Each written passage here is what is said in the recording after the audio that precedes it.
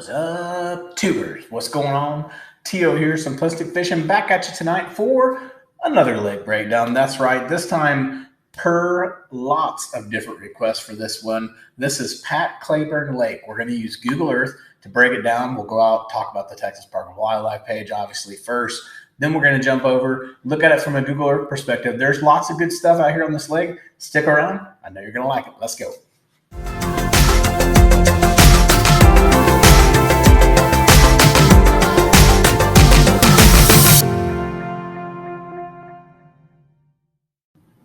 All right, well, you know what we do when we do lake breakdowns. If you ever watched any of my lake breakdowns, you know the first place we're going is the Texas Park and Wildlife fishing page to see what we can find out about these cool lakes that we have here in Texas. So this lake we're breaking down tonight, again, is Pat Cleburne Lake. This is not going to be Cleburne State Park Lake. That's going to be a different breakdown that we'll do. I'll do that one for you later on. That's a lot smaller lake. Of course, this is a pretty small lake as well, but that one's even smaller. But we do have some stuff on both of them. So let's go ahead and talk about this one. This is Pat Cleburne Lake.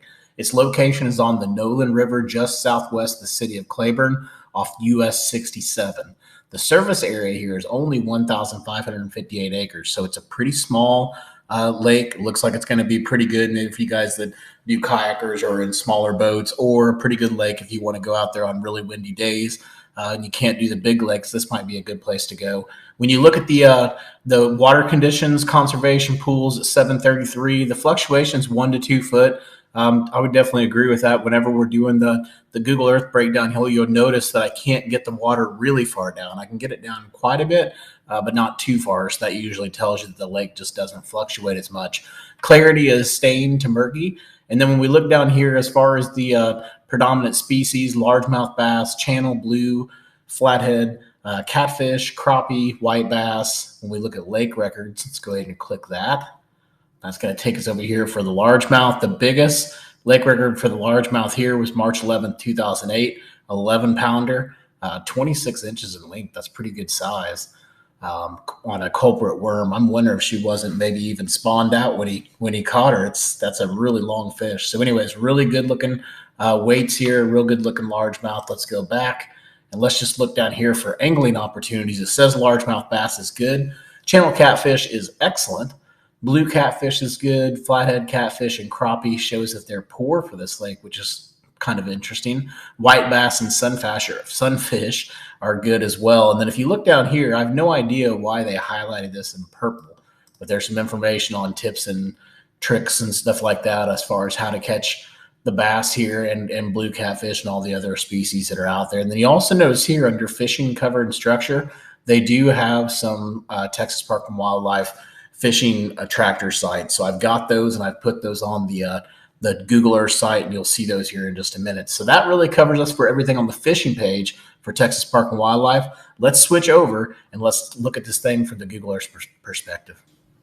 Here we are on Lake Pat Cleburne. Now, I'm telling you, this is going to be a pretty good one. We got some pretty good little areas marked for you guys. I think this is really going to help you find some fish out here. Let's go ahead and start on the left-hand side over here. I'm going to pull this over just a little bit so you can see it. And you'll see how I broke down this lake. Now, obviously, this is different. If you watched my lake breakdowns before, the categories really just depend on where the lake is and what the lake has to offer. In this case, we've got a couple different categories. I'm going to go ahead and uncheck all these and let's just click them as we go. We've got a pretty good little pond ends up here. We'll talk about that one. We've also got a few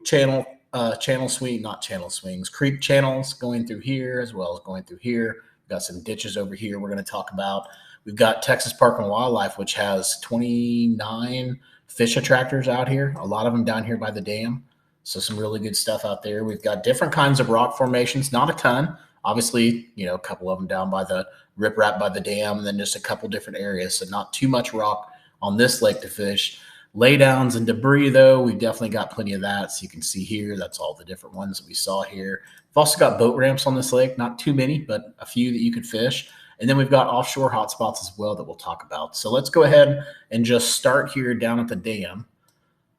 And what we're going to do is we always start at the dam and then we work our way to the east. And then we come all the way back and circle back from the west side. So obviously on the dam, the main thing here, when we're looking from a breakdown standpoint is going to be the riprap. Dams are always a great place to fish. in Texas, not just Texas, but pretty much anywhere. But the dams here are just usually phenomenal. If you're struggling or if you're new to a lake, that's usually going to be one of the first places you want to go to see if you can find the fish. Now you can tell here, this dam is going to be even more productive because you've got a lot of different fish attractor sites down here.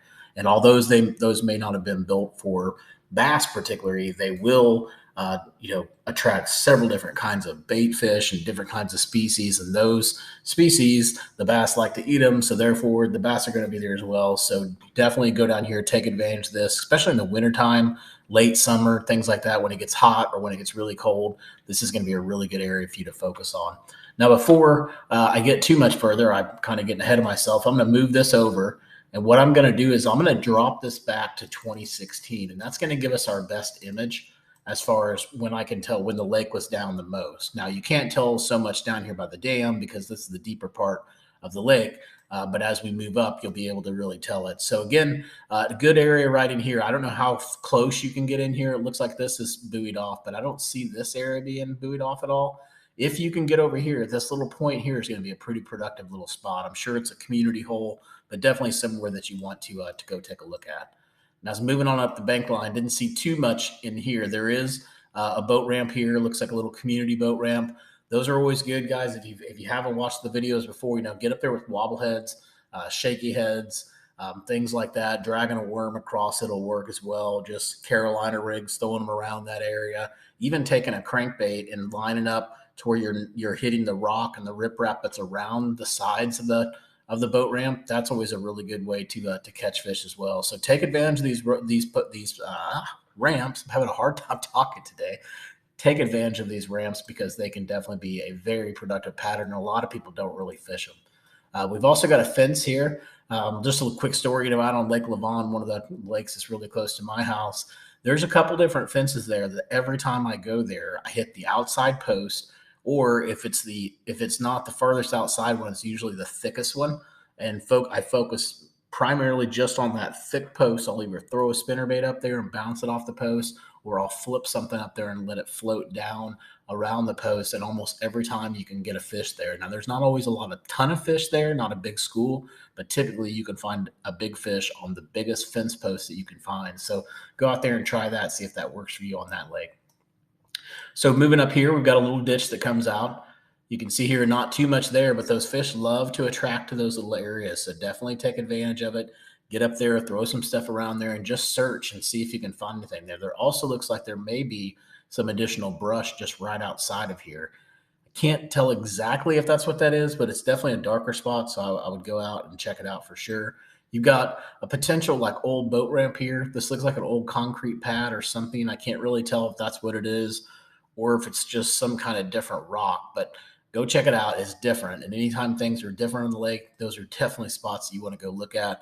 Out here, you've got a Texas Park and Wildlife fish attractor too. Of course, this is going to be a tough area to fish around if there's a lot of people here, but if there's not a lot of people on the lake, this area in here is going to be a great area to look at. One, you're going to have release fish that are going to be close to this area. You've got 2 rocky points, which there's not a lot of points and not a lot of rock on this lake. So all of that sets up well for this to be a really good spot. And I could see this being a really good fish attractor too, being so close to that boat ramp. All right, so then moving over here, you've got just an underwater point that comes out right here. I don't know if this is going to be any good or not. The reason why I marked this is because it almost looks like there's a little bit of a ledge or an old pond. It's hard to tell. It almost looks like it might be a little ledge right in there or something. But go check that because that's going to be, I think, a pretty good area for you to find some fish. Maybe not a 100% hot spot, but if we look here, you can see that it's quite a ways off. And so that ledge should be somewhere right around in that area. All right, so I'm going to move this back to 2016. And we're going to keep moving on up. As we move up in here, didn't see too much in here. You do have a little bit of a ditch that comes over here from this pond. So maybe fishing around the mouth of that area. But right here, if you zoom in, there's a good hard spot right here with some really good rock going on right in this area. So definitely go look at that because if you look, there's not much else around this area to fish around. You may be able to flip some bushes and stuff, but that's going to be about it. So as we move up here, not seeing too much. Obviously, you got all these little bushes up here. You can see this is underwater. I think everyone has told me now that these are flooded willow bushes, I believe. So when the lake's down, they come up, but then the little stick ups are left. Those stick ups are really good to fish. So if you can find those areas where you have these stick ups, look in those areas as well, like off this point where you have these stick ups right in here. That could be a good area to flip a jig around, just kind of see what you could find. Not seeing too much from a Google Earth standpoint. Let me back up and show you. I'm up here at the top now. So everything that we looked at so far, we just kind of went up that east side. Getting up here at the very farthest north, we do have a pretty good little river that comes in here. It looks like it's the Nolan River. So it comes down through the underneath the bridge there. And then I just found a couple different spots here. This looks like it could be a hard spot right in that area. So maybe just look at it, scan it, and see what that is. A real good laydown right here. Another good laydown over here. There's a couple of decent little laydowns right in here. Another good clump of laydowns. Some more here. So just kind of scattered here, but those could all be productive laydowns for sure. And then as you move down here and you get along where the bend goes, you've got some more brush piles right here in this area, or laydowns, whatever you want to call them. But you've got some pretty decent ones. So I've marked all of those. And then, of course, we're getting out here into the mouth of the creek channel. This was pretty interesting. And a lot of people probably wouldn't fish this, but if you can get over here, which I imagine you can when the water's up, you've got a pretty good little pond dam that's over here. And those fish love to get attracted to that stuff. So go over there and check it out. See if you can find anything relating to that pond dam. I'm going to show you what this thing looks like when I move the water up.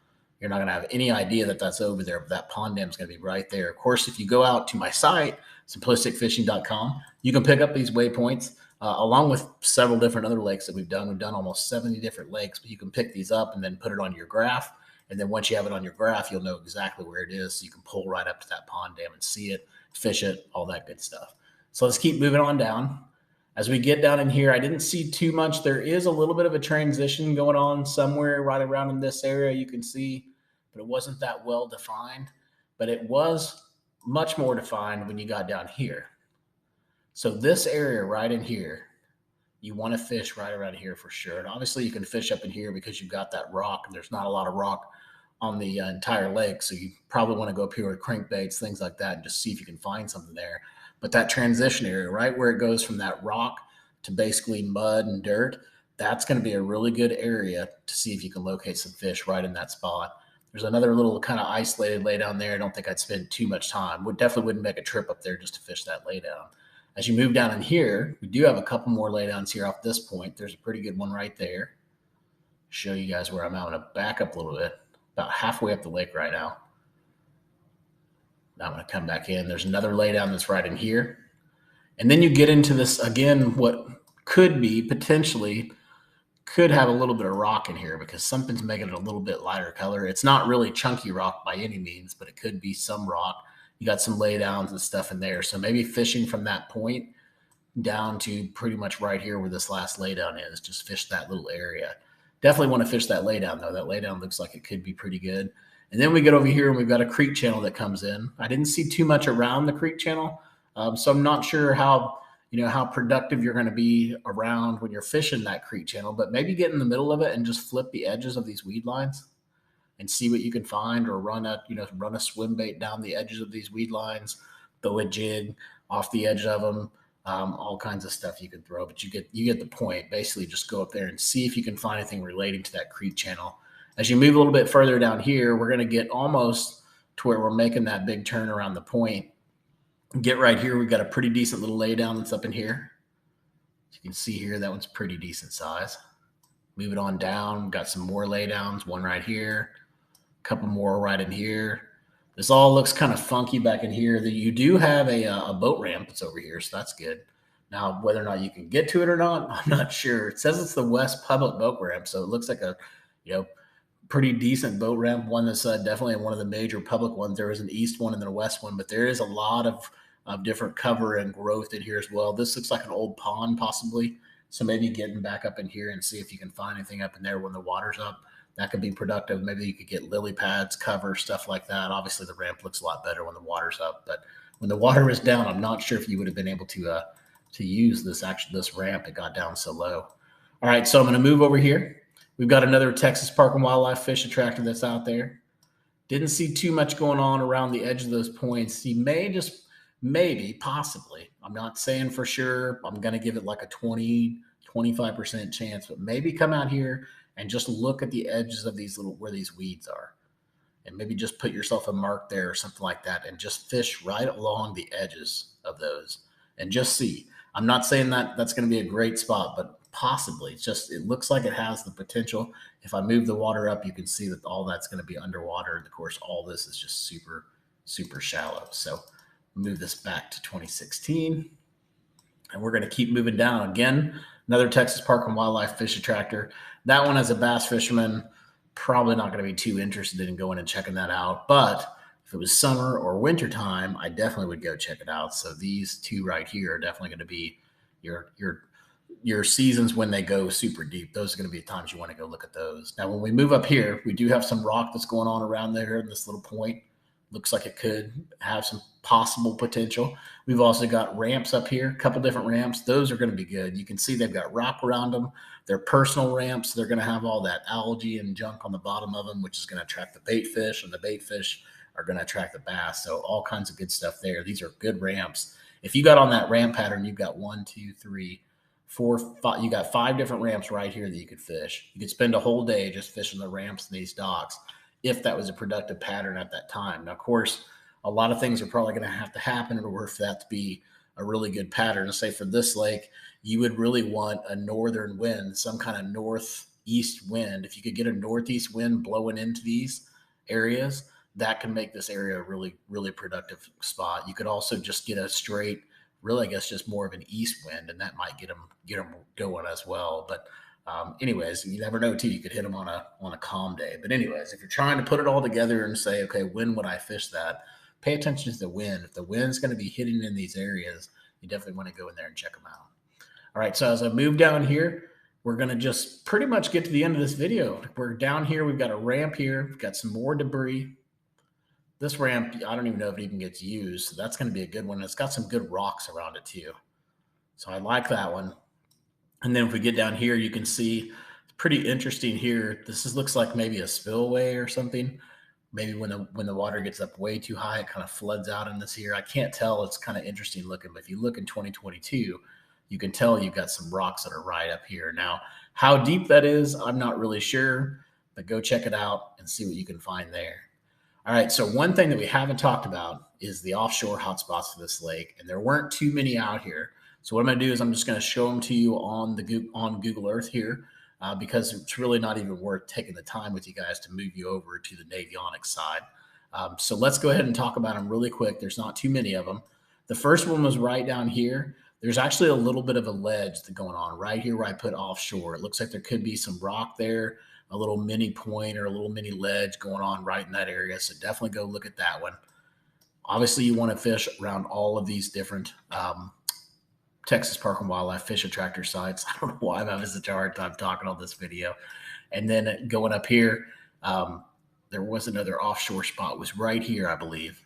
Yeah, we already talked about that one, though. Right off that point, it's going to be good. You definitely want to look at that. Over here, you got an offshore point too. Now, this one's not as obvious. You can't tell that it's there, but it's definitely there. You've got something going on in that area. So go look at that spot right there. And then also over here, you've got another underwater area. It looks like a possible little ledge or something going on right here. Definitely a good spot to go look at. Out here, pretty much what you have is you've got some creek channels, I believe, that are going on. I'll have to go look at this one more time, but I believe that's what was going on out here on this spot, or you had an old road or something that was going through this area. I can't remember particularly, but definitely go look at these spots. Oh, I can't believe I'm sitting here talking to you, and it says right in front of me, it's a creek channel. So your creek channel is coming right through here. Something going on with the creek channel in this area, so you definitely want to go look at that. It could be where they're having an intersection or something. There's something that really drew my attention to that said, hey, you want to put this there. We've also got another little offshore point going on right here. This could be good pretty much all seasons, but definitely fall, early spring, getting out off those points could be good. You've also got some laydowns here.